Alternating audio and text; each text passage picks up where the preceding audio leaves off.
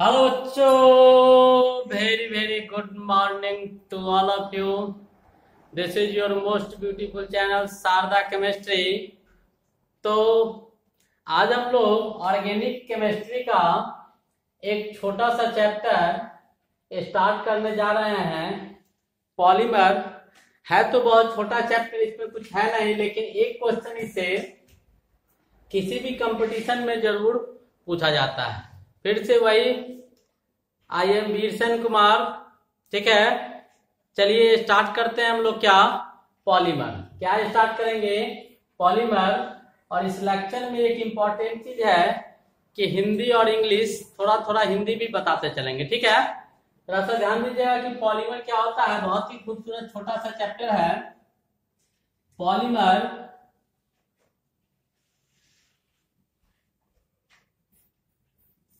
Polymer जो है दो वर्ड से बना है, एक पॉली, दूसरा मर। पॉलीमर का मतलब क्या होता है? बहुलक, ऊपर लिख चुके हैं। पॉली मतलब होता है मेनी पार्ट्स, पॉली मतलब मेनी, और मर्स मीन्स पार्ट्स। ठीक है, यानी बहुत सारे पार्ट से जो बनेगा, बहुत सारे भागों से जिसका निर्माण होता है, वही क्या कहलाता है? आपका पॉलीमर कहलाता है। वो क्या कहलाता है?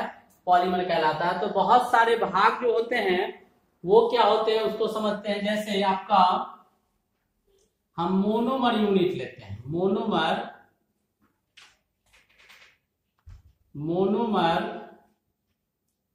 यूनिट्स। मोनोमर मतलब क्या? एकलक इकाई। कौन सा? एकलक इकाई। बहुत सारे एकलक इकाई को जब हम लोग लेते हैं और इसका करवाते क्या है? पॉलीमराइजेशन। क्या करवाएंगे? पॉलीमराइजेशन करवाएंगे।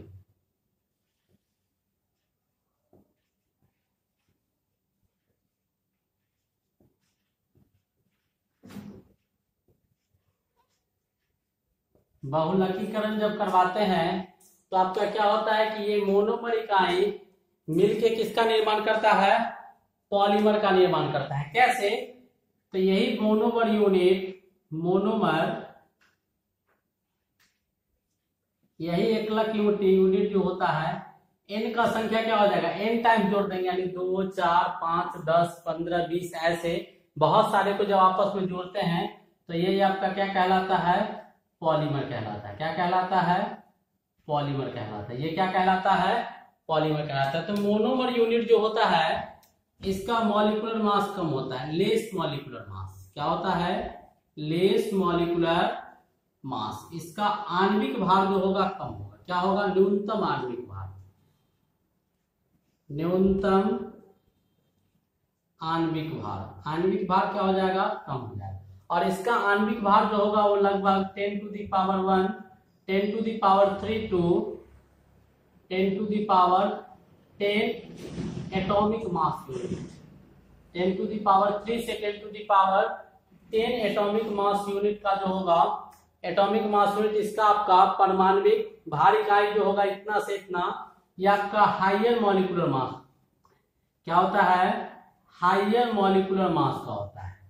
ये आपका क्या होता है? हाइयर मॉलिक्यूलर मास, उच्चतम आणविक भार का होगा। उच्चतम आणविक भार, इसका भार क्या होगा? मैक्सिमम होगा। ठीक है, तो ऐसे हम लोग मोनोमर्स यूनिट को पॉलीमराइजेशन करवाते हैं। वो पॉलीमराइज होके किसको देता है? पॉलीमर को देता है, जिसका मास बहुत ज्यादा होता है। और मोनोमर यूनिट का मास क्या होता है? बहुत ही कम होता है। ठीक है, जैसे इसका एक एग्जांपल लेते हैं, कैसे बनेगा वो तो हम बाद में दिखाएंगे।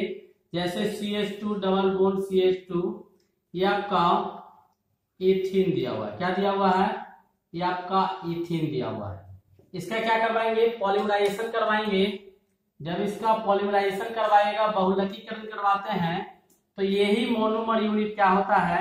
ऐसे ये कैसे टूट रहा है इसका चर्चा हम मैकेनिज्म में करेंगे। ठीक है, इसका जब मैकेनिज्म और पॉलीमराइजेशन पढ़ेंगे, कैसे चैन का इनिशिएशन कैसे होता है, ठीक है, चैन का प्रोपेगेशन कैसे होता है, चैन का टर्मिनेशन कैसे होता है, ठीक है, श्रृंखला बनने का निर्माण आरंभ कैसे होगा, ठीक है, वो बढ़ेगा कैसे और खत्म कैसे होगा, वहां चर्चा करेंगे। तो ये किसका निर्माण कर लेता है? पॉलीथीन का निर्माण कर देता है। किसका निर्माण कर लेता है? पॉलीथीन का निर्माण कर लेता है। किसका?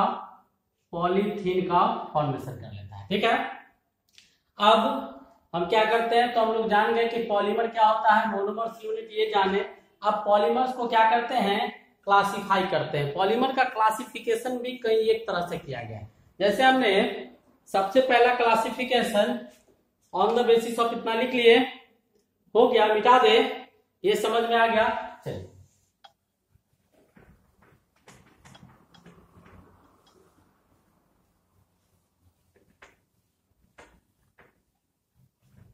कई तरह से पॉलीमर का क्लासिफिकेशन किया जाता है। जैसे on the basis of source, on the basis of source, स्रोत के आधार पर। किसके आधार पर? स्रोत के आधार पर। किसके आधार पर करेंगे?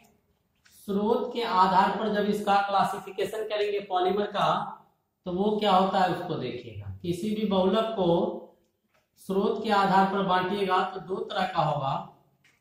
एक आपका होता है नेचुरल पॉलीमर और एक आपका artificial polymer. Artificial polymer, natural polymer यानी प्राकृतिक पॉलीमर, प्राकृतिक बहुलक, और एक आपका मानव निर्मित। मानव निर्मित यानी किसके द्वारा? जो मनुष्य के द्वारा बनाया गया। तो नेचुरल पॉलीमर किसको बोल सकते हैं? जो किसके द्वारा बना हो? Made by nature. Made by nature किसके द्वारा बना हुआ है? प्राकृतिक द्वारा निर्मित। किसके द्वारा? प्राकृतिक द्वारा निर्मित। और इसमें लिख सकते हैं made by us, made by us, जो हम लोगों के द्वारा बनाया गया। किसको? इसको, जो हम लोगों के द्वारा, एक नेचर के द्वारा। ये इसको कहां से ऑब्टेन करते हैं? Obtain from plants and animals. इसको कहां से प्राप्त किया गया है?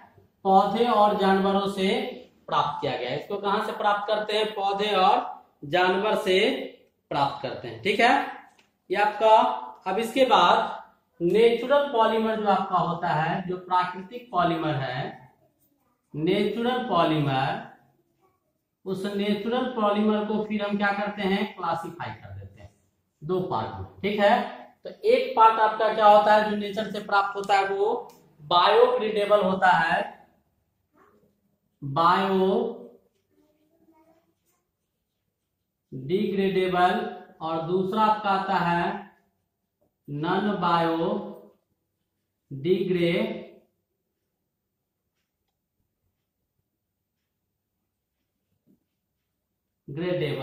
Non biodegradable.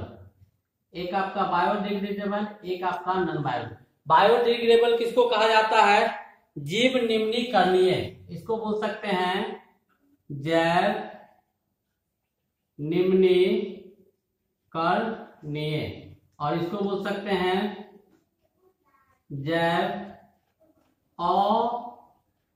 अनिम्नीकरणीय। यानी एक आपका छोटे छोटे जीवाणु और कीटाणु के द्वारा क्या होगा? सड़ गल जाए, यानी छोटे छोटे टुकड़ों में। जैव निम्नीकरणीय, जैव के द्वारा छोटे छोटे टुकड़ों में विभाजित कर दिया जाएगा। और दूसरा आपका छोटे छोटे जीवाणु, कीटाणु, विषाणु के द्वारा विभाजित नहीं होगा। एक बायोडिग्रेडेबल होता है। जैसे बायोडिग्रेडेबल में कौन सा होता है? जैसे आपका स्टार्च हो गया, नाम है स्टार्च का, स्टार्च ही लिखा जाता है हिंदी में। हिंदी में भी क्या लिखेंगे? स्टार्च। स्टार्च में क्या हो गया आपका? Alpha glucose. स्टार्च में क्या? अल्फा ग्लूकोज हो गया। वैसे ही आपका प्रोटीन हो गया। प्रोटीन में आपका क्या? अमीनो एसिड हो गया। प्रोटीन में क्या हो गया? Alpha amino acid, alpha amino अम्ल। क्या हो गया? Alpha amino acid. वैसे ही आपका सेलुलोज हो गया। सेलुलोज हो गया, ग्लाइकोजेन हो गया, सेलुलोज। ठीक है, सेलुलोज, ग्लाइकोजेन हो गया। क्या हो गया?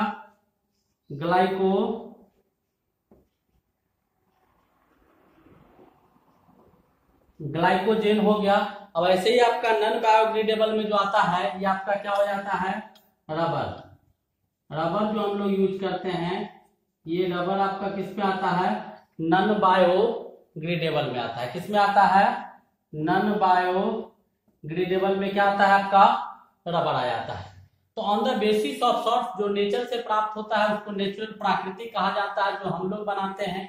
तो नेचर से कहां से आएगा, तो प्लांट और एनिमल से जो प्राप्त होगा। नेचुरल पॉलीमर को दो भागों में क्लासिफाई किए, एक बायोडिग्रेडेबल जिसको जैव निम्नीकरणीय बोलते हैं, जैव और निम्नीकरणीय। ये आपका बायोडिग्रेडेबल मतलब आसानी से सड़ जाए या आसानी से जैव के प्रभाव से न सड़े। इसका कुछ आपको दिया गया, starch, alpha glucose, protein, alpha amino acid, cellulose हो गया, ग्लाइकोजेन हो गया, और उसका एग्जांपल क्या लिए, रबर लिए। समझ में आ गया, मिटा दे, मिटाए। चलिए अब इसके बाद जो आपका आर्टिफिशियल क्या है, जो आपका आर्टिफिशियल है उसको भी हम क्या कर सकते हैं, क्लासिफाई कर सकते हैं। जो आपका आर्टिफिशियल है यानी मानव निर्मित आर्टिफिशियल पॉलीमर जो होगा उसको भी दो भागों में क्या करेंगे, क्लासिफाई करेंगे। एक आपका सेमी सिंथेटिक आता है, सेमी सिंथेटिक, और एक आपका क्या आता है, सिंथेटिक। ये क्या आता है, सिंथेटिक। सेमी सिंथेटिक को हिंदी में हम लिख सकते हैं अर्ध संश्लेषित, अर्ध संश्लेषित। सेमी सिंथेटिक को लिखेंगे हम लोग अर्ध संश्लेषित, एक होगा, और दूसरा आपका संश्लेषित, क्या लिखेंगे, संश्लेषित। ठीक है, ये आपका एक अर्ध संश्लेषित, एक आपका संश्लेषित। सेमी सिंथेटिक में जो होते हैं वो दो पार्ट आते हैं, इसमें आपका सेलुलोज और वल्केनाइज्ड रबर आता है।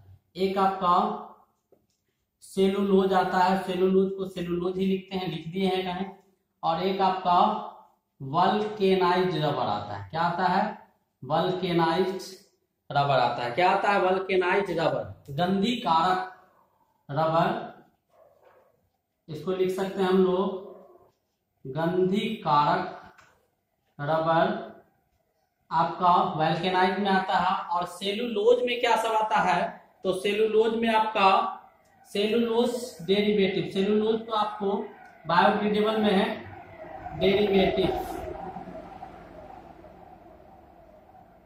सेलुलोज व्युत्पन्न, सेलुलोज से जो उत्पन्न होता है वही सेलुलोज डेरिवेटिव्स कहलाता है। ठीक है, सेलुलोज डेरिवेटिव्स में क्या सब आ जाएंगे, तो सेलुलोज डेरिवेटिव्स में आपका आएगा सेलुलोज, सेलुलोज एसीटेट रेसिन इसका नाम है। तो इसका हिंदी में भी क्या लिखेंगे, सेलुलोज एसीटेट रेसिन ये लिखेंगे, और सेलुलोज नाइट्रेट, इसका भी हिंदी में नाम यही लिखेंगे, सेलुलोज नाइट्रेट, सेलुलोज नाइट्रेट। इसमें आता है एक आपका वल्केनाइज्ड रबर था।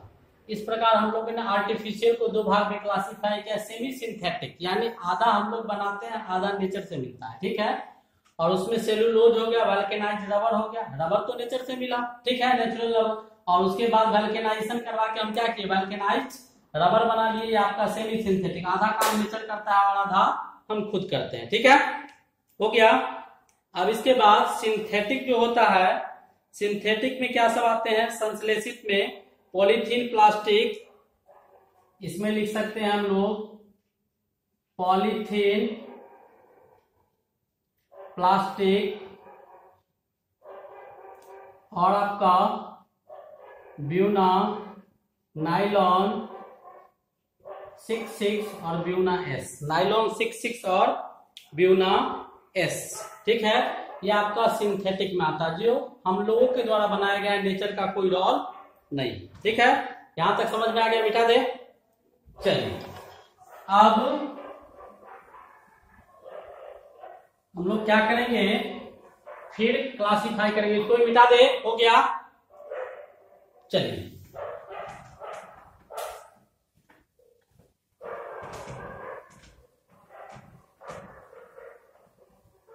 और वो क्या करेंगे, on the basis of structure के आधार पर क्लासिफाई करेंगे, on the basis of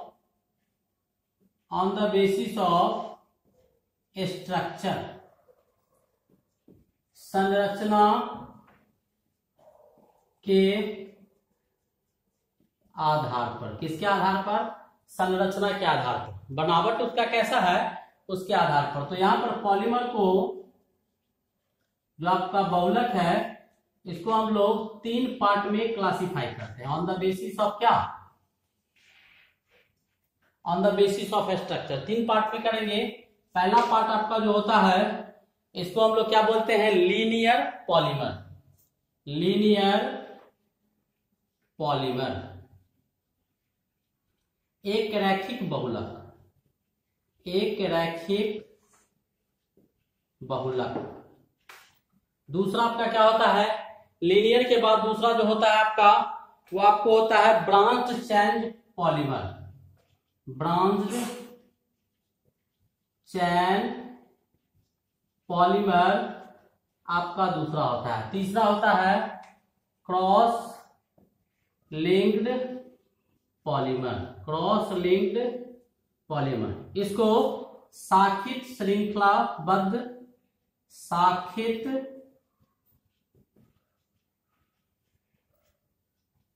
श्रृंखलाबद्ध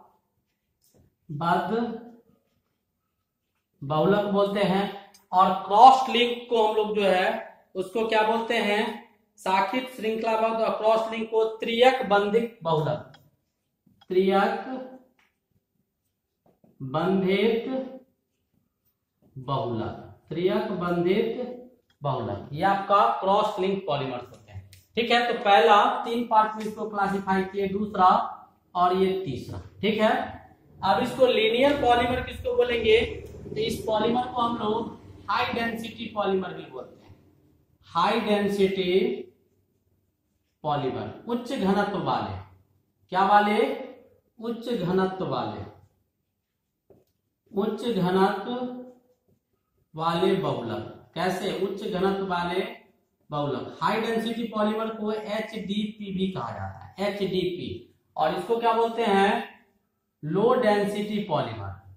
low density polymer इसको कहा जाता है। लो डेंसिटी पॉलीमर यानी क्या? निम्न घनत्व वाले, निम्न घनत्व वाले बहुलक, निम्न घनत्व वाले बहुलक। ठीक है, इसको हम लोग लो डेंसिटी पॉलीमर भी बोलते हैं। ठीक है, एक हाई डेंसिटी हो गया, एक आपका लो डेंसिटी हो गया। इसमें आपका पॉलीविनाइल क्लोराइड क्या आता है? पॉलीविनाइल क्लोराइड आता है। पॉलीविनाइल क्लोराइड हिंदी में भी वही लिखेंगे, पॉलीविनाइल क्लोराइड। इसका जो स्ट्रक्चर होता है, स्ट्रक्चर वो आपका लीनियर होता है। जैसे ऐसे हो, ऐसे आपका इसका स्ट्रक्चर होगा। कैसे होगा?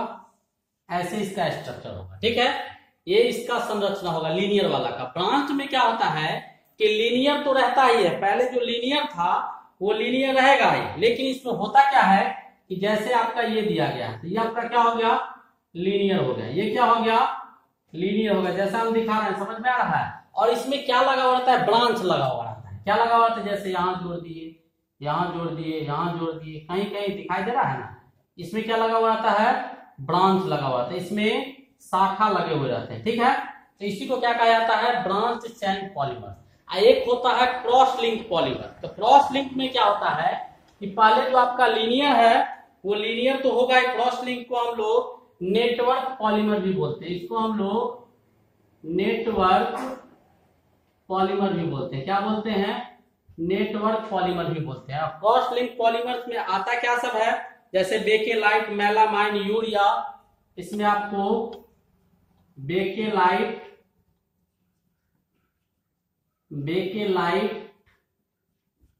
मेलामाइन, मेलामाइन हिंदी में वही लिखेंगे, यूरिया, फॉर्मल्डिहाइड, HCl2, फॉर्मल्डिहाइड, ये सब आते हैं। ये सब किसमें आते हैं? Cross link. इसमें होता क्या है जैसे देखिएगा, हम दिखाते हैं, ध्यान से देखिए।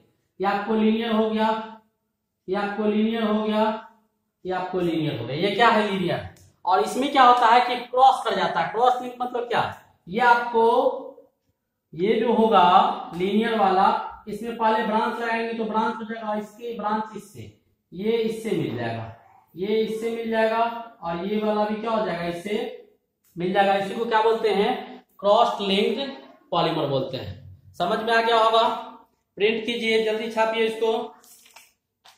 छाप लिए, मिटा दे। चलिए अब इसके बाद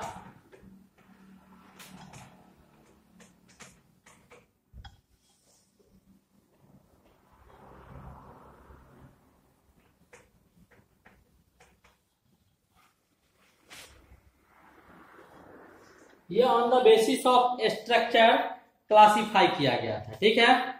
अब ऑन द बेसिस ऑफ, फिर क्लासिफिकेशन करते हैं on the basis of process या mode of polymerization. Mode of polymerization यानी क्या, किसके आधार पर,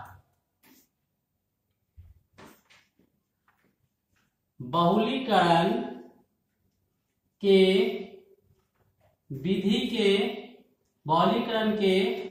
निर्माण विधि के आधार पर, निर्माण विधि के आधार पर, किसके आधार पर, निर्माण विधि के आधार पर। इसको बनाया कैसे गया है, किस प्रोसेस से, तो उस कंडीशन में क्या करते हैं, पॉलीमर को हम डिवाइड कर देते हैं। कैसे डिवाइड करते हैं, क्लासिफाई कर देते हैं। कैसे, तो बहुलक को दो पार्ट में क्लासिफाई किया गया है।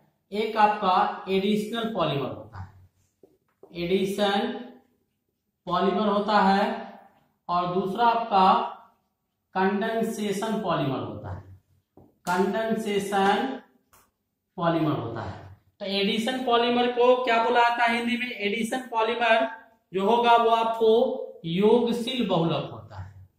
योगशील बहुलक आपको ये होते हैं, और कंडेंसेशन को संघनन बहुलक कहा जाता है, संघनित बहुलक भी बोल सकते हैं, संघनन बहुलक कहा जाता है। अब एडिशनल पॉलीमर्स जो होते हैं वो आपको दो प्रकार के होते हैं। एडिशनल पॉलीमर कितने प्रकार के, दो प्रकार के। तो एडिशनल पॉलीमर में दो प्रकार कौन आएगा उसको देखते हैं। एक आपका होमोपॉलीमर होता है, होमोपॉलीमर, और एक आपको क्या होता है, कोपॉलीमर होता है, एक कोपॉलीमर। होमोपॉलीमर कहने का मतलब क्या, समान आणविक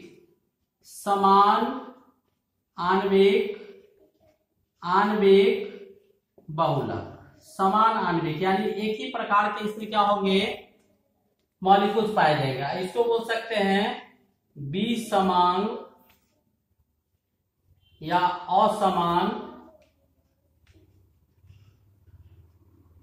आणविक बहुलक, इसको कह सकते हैं, ठीक है। इसमें क्या होते हैं कि सेम टाइप के मॉलिक्यूल्स होते हैं, इसमें क्या होते हैं, सेम टाइप के मॉलिक्यूल्स होते हैं, और इसमें क्या होते हैं, डिफरेंट टाइप्स के मॉलिक्यूल्स होते हैं, डिफरेंट टाइप्स ऑफ मॉलिक्यूल्स। इसमें मॉलिक्यूल्स क्या होंगे, डिफरेंट टाइप के होंगे। इसमें समान प्रकार के अणु होंगे, इसमें क्या होंगे, भिन्न प्रकार के अणु पाए जाएंगे, ठीक है। इसमें आपका क्या होता है, ब्यूना एस होता है, और नाइलॉन क्या होता है, नाइलॉन 6 होता है। ब्यूना एस करते हैं, नाइलॉन 6, ब्यूना एस और ब्यूना एन, ये आपके पॉलीमर है, नाम भी वही लिखते हैं। इसको लिख सकते हैं हम लोग ब्यूना एस, और इसको क्या लिख सकते हैं, ब्यूना एन, ब्यूना एस और ब्यूना एन, ये लिख सकते हैं। अब इसमें जो होता है होमोपॉलीमर्स में कौन सा पॉलीमर्स होते हैं, जैसे आपका पॉलीथीन हो गया, एस्ट्राइलिन हो गया, पॉलीएस्ट्राइलिन हो गया, पॉलीथीन, पॉलीएस्टाइरीन हो गया, पॉलीएस्टाइरीन हो गए। और होमोपॉलीमर्स में कौन सा आते हैं, पीवीसी, पॉलीविनाइल क्लोराइड, और क्या आते हैं, PN पॉली एक्रायो नाइट्राइल, ये सब पढ़ेंगे हम लोग लास्ट में एक एक करके। और इसी को ऑर्लोन, इसी को ऑर्लोन भी कहा जाता है और इसी को एक्रिलोन भी कहा जाता है, एक्रिलोन भी कहा जाता है, ठीक है। अब इसके बाद पॉलीविनाइल क्लोराइड, पॉलीएक्राइलोनाइट्राइल, ऑर्लोन, एक्रिलोन, उसी को कहा जाता है। उसके बाद टेफ्लॉन, नेचुरल रबर, टेफ्लॉन भी इसी में आते हैं, नेचुरल रबर भी इसी में आता है।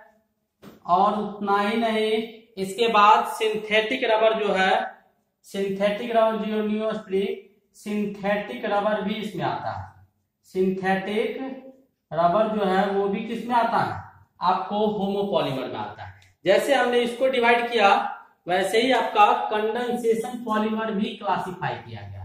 कंडेंसेशन पॉलीमर जो है इसका भी क्लासिफिकेशन है। संघनन पॉलीमर जो है इसको भी हम क्या किए हैं, दो भाग में क्लासिफाई किए इसी के आधार पर। एक आपका होमोपॉलीमर, हिंदी पीछे लिख दिए हैं, और यह आपका कोपॉलीमर, यह आपका कोपॉलीमर। होमोपॉलीमर इसमें क्या होता है, नाइलॉन 6 बनता है।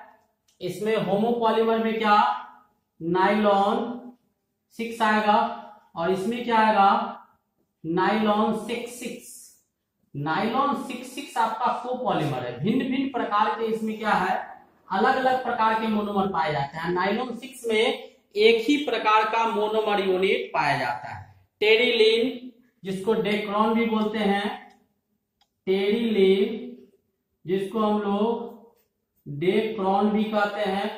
उसके बाद टेरिलीन के बाद कोपॉलीमर में और कौन सा आ जाएगा, bakelite, glyptal, bakelite, bakelite, glyptal, melamine, Hindi सबका ये होगा मेलामाइन, फॉर्मलडिहाइड, फॉर्मलडिहाइड, ये सारे के सारे जो होते हैं कंडेंसेशन पॉलीमर्स, हिंदी इसका इधर लिखा हुआ है, और ये सब इसमें पाए जाते हैं। एक एक करके सबको हम लोग पढ़ेंगे। मिटा दें, ये भी हो गया क्लासिफिकेशन। जल्दी छापिए, लिख लिए, छापने में विलंब मत करो, तेजी से छापो। हो गया, चलिए। अभी समझने का चीज नहीं है, अभी केवल लिखने का चीज है। समझने का तो इसके बाद आएगा, जब इसका फॉर्मेशन बताएंगे कि मोनोमर पॉलीमर में। वैसे इस चैप्टर में कुछ है नहीं, लेकिन एक क्वेश्चन इससे आता ही आता है। किसी भी कंपटीशन में एक क्वेश्चन जरूर पूछा जाता है, और सिलेबस में है तो पढ़ना मजबूरी, पढ़ना क्या है, मजबूरी। अब हम लोग पॉलीमर को किसके आधार पर, on the basis of intermolecular force, intermolecular force किसके आधार पर, अंतरा आणविक बल के आधार पर इसका, ऑन द बेसिस ऑफ अंतरा आणविक बल के आधार पर क्या करेंगे, वर्गीकरण करेंगे। फिर पॉलीमर को क्या करेंगे, अंतरा आणविक बल के आधार पर क्या करेंगे, डिवाइड करेंगे। तो पॉलीमर्स को अंतरा आणविक बल की ओर जब डिवाइड करेंगे तो पॉलीमर जो होगा वो आपको 4 भागों में बटेगा। कितने भागों में, 4 भागों में इसको क्या किया जाता है, क्लासिफाई किया जाता है। तो जरा सा यहां देखिएगा ध्यान से, यहीं पर लिखते हैं। एक आपका इलास्टोमर्स होता है, ठीक है, जिसको लचीला पॉलीमर्स कहा जाता है। दूसरा आपका जो होता है इलास्टोमर्स के बाद वो फाइबर होता है, क्या होता है, फाइबर। और तीसरा आपका क्या होता है, थर्मोप्लास्टिक होता है, थर्मोप्लास्टिक, जिसको उष्मीय प्लास्टिक कहा जाता है, प्लास्टिक कहा जाता है। और एक आपका थर्मोसेटिंग होता है, क्या होता है, 4 टाइप से इसको हम लोग क्या करते हैं, डिवाइड करते हैं, जिसको उष्मीय दृढ़ कहा जाता है। क्या कहा जाता है, इसको हम लोग क्या कह सकते हैं, उष्मीय दृढ़ कहते हैं, या उष्मा दृढ़ कह सकते हैं, ठीक है, उष्मा दृढ़ कह सकते हैं, उष्मा दृढ़। ये आपका 4 टाइप। इसमें चारों को पढ़ेंगे तो पहला क्या है, इलास्टोमर्स। पहला क्या है? इलास्टोमर्स। क्लासिफिकेशन यहाँ किए हैं, देख लीजिएगा। अब आपका इलास्टोमर्स है, पहला क्या है? इलास्टोमर्स। इलास्टोमर्स में क्या होता है? इंटरमॉलिक्यूलर फोर्स जो होता है वो वीकेस्ट होता है। Weakest intermolecular force, weakest intermolecular force, कमजोर अंतरा आणविक बल, कमजोर अंतरा आणविक बल। अंतरा आणविक बल क्या होगा? कमजोर होगा। इसके बाद दूसरा पॉइंट इलास्टोमर्स में जो होगा वो आपको, जैसे आपके इसमें क्या सब आते हैं? नेचुरल रबर, प्राकृतिक रबर हो गया। इतना ही नहीं, वल्केनाइज्ड रबर, वल्केनाइज्ड रबर, गंधिक रबर, वल्केनाइज्ड रबर भी आ जाएगा। उसके बाद इसमें और क्या आता है? Buna and Buna S, Buna N Buna S दोनों आता है। इतना ही नहीं, इसके बाद इसमें आपको नियोप्रीन जो सिंथेटिक रबर है वो भी आ जाता है। सिंथेटिक रबर यानी नियोप्रीन जो है वो भी इसी में आता है। ये आपका क्या था? इलास्टोमर्स। वीकेस्ट इंटरमॉलिक्यूलर फोर्स होते हैं, natural rubber, vulcanized rubber, Buna N Buna S, ऐसे करके ये आता है। दूसरा आपका क्या है? दूसरा जो है वो क्या है? फाइबर, जिसको रेशा बोलते हैं। रेशा क्या बोलते हैं? रेशा, ठीक है, फाइबर। दूसरा ये क्या होता है? उसके अपेक्षा इसमें इंटरमॉलिक्यूलर फोर्स ज्यादा होगा, टेंसाइल स्ट्रेंथ भी ज्यादा होगी। High inter molecular forces and high tensile strength, tensile strength ये क्या होगा? अधिक होगा। उच्च अंतरा आणविक बल होंगे और उच्च क्या होगा आपको? टेंसाइल स्ट्रेंथ यानी तनाव क्षमता, ये भी क्या होगा? उच्च होगा। उच्च तनाव क्षमता, इसका हिंदी ऊपर लिखे। उच्च इंटरमॉलिक्यूलर फोर्स, तनाव क्षमता ज्यादा होगा। इसमें क्या होंगे? हाइड्रोजन बॉन्ड पाए जाते हैं। हाइड्रोजन बॉन्डिंग होता है। कैसा होता है? हाइड्रोजन बंधन होता है। इसमें क्या पाया जाता है? हाइड्रोजन बंधन। अब सवाल होता है कि हाइड्रोजन बंधन जो होता है तो ये किससे बना होता है? तो it is made up of, it is, ध्यान से समझिएगा, it is made up of glucose and fructose, glucose and fructose, glucose and fructose से बना होता है। इन विच क्या होता है? बना होता है, it is made up of combination of glucose, made up of combination of glucose and fructose से बना होता है। और ग्लूकोज और फ्रुक्टोज के पास जो होते हैं, यहां पर लिख सकते हैं which contains number of OH groups which is responsible for formation of, which is responsible for formation of कौन सा bond? Hydrogen bond, which is responsible for formation of hydrogen bond. अब क्या होता है? फाइबर जो होता है वो ग्लूकोज और फ्रुक्टोज के कॉम्बिनेशन से बनता है। ग्लूकोज और फ्रुक्टोज में क्या होते हैं? बहुत सारे OH ग्रुप होते हैं और वो OH ग्रुप के कारण इसमें कौन सा बॉन्ड बनता है? हाइड्रोजन बॉन्ड बनता है। हाइड्रोजन बॉन्ड आपका मजबूत बंधन होता है, ठीक है। हाइड्रोजन बॉन्ड कैसा बंधन होता है? मजबूत बंधन होता है। और इसीलिए इसके अपेक्षा इसमें इंटरमॉलिक्यूलर फोर्स भी क्या हो जाते हैं? स्ट्रॉन्ग। किसके कारण? हाइड्रोजन बॉन्डिंग के कारण। कुछ एग्जांपल इसका लिखे हैं, जैसे आपका पॉलीएमाइड पॉलिस्टर, पॉलीअमाइड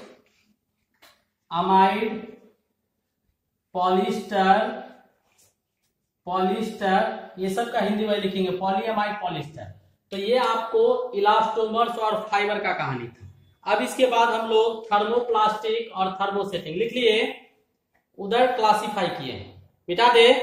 चलिए अब हम लोग जो तीसरा है, तीसरा आपका क्या है? थर्मोप्लास्टिक। तीसरा क्या है?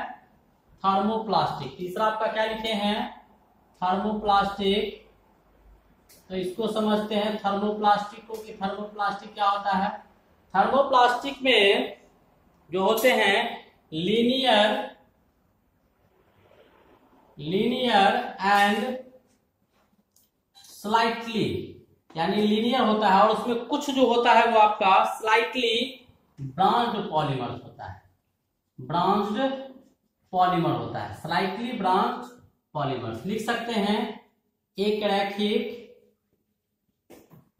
रैखिक तथा न्यूनतम शाखित बहुलक होता है। ठीक है, यानी आपका एक रैखिक तो ज्यादा पार्ट में पाया जाएगा और स्लाइट पार्ट में कुछ ब्रांच पॉलीमर भी क्या होते हैं इसमें पाए जाते हैं। Soften on heating, if soften on heating, गर्म करने पर क्या हो जाए, मुलायम हो जाए, गर्म करने पर मुलायम हो जाए। जिसको गर्म करेंगे तो क्या हो जाएगा, मुलायम हो जाएगा, गर्म करने पर मुलायम हो जाएगा। वो आपको थर्मोप्लास्टिक होता है, जैसे कोई भी प्लास्टिक है उसको गर्म कीजिएगा तो पिघल जाता है, मुलायम हो जाता है, बाद में ठंडा करने पर फिर क्या हो जाता है, हार्ड हो जाता है। जैसे आपका पॉलीस्टाइरीन हो गया, और भी इसमें कुछ एग्जांपल होते हैं, जैसे पॉलीविनाइल क्लोराइड हो गया, पॉलीविनाइल क्लोराइड पीवीसी जिसको बोलते हैं। उसके बाद पॉलीथीन भी हो गया, पॉलीथीन या पॉलीइथिलीन ये भी बोल सकते हैं, पॉलीथीन हो गया। ठीक है, ये आपका थर्मोप्लास्टिक था। अब आपका एक और पार्ट है, वो क्या है, चौथा पॉलीमर्स, थर्मोसेटिंग। चौथा क्या है आपका, थर्मोसेटिंग। तो चौथा क्या है, थर्मोसेटिंग।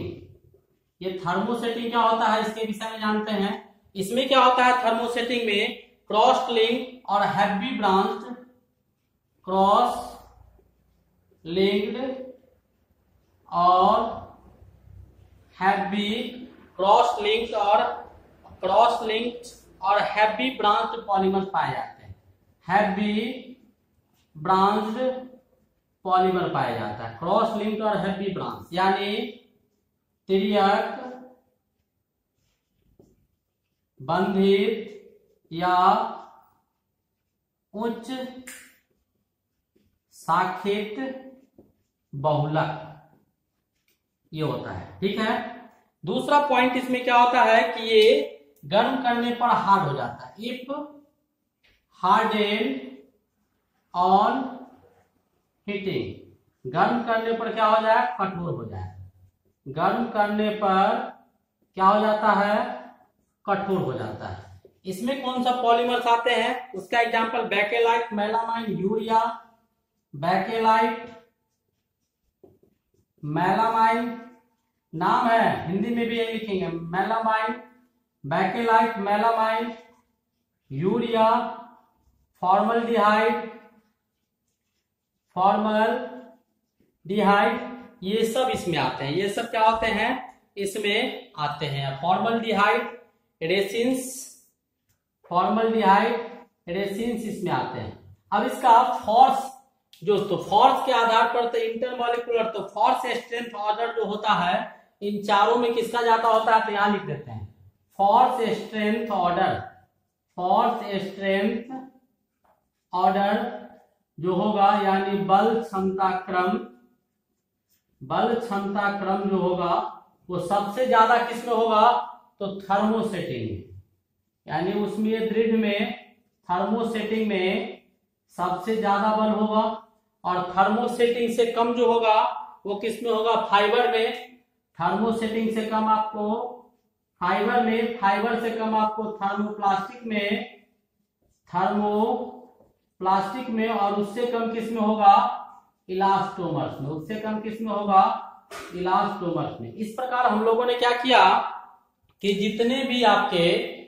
जितने भी टाइप्स के पॉलीमर्स होते हैं, पॉलीमर्स को किन किन रूपों में किसके आधार पर, किस बेसिस पर क्लासिफाई किया गया, उसको हम लोग पढ़ लिए।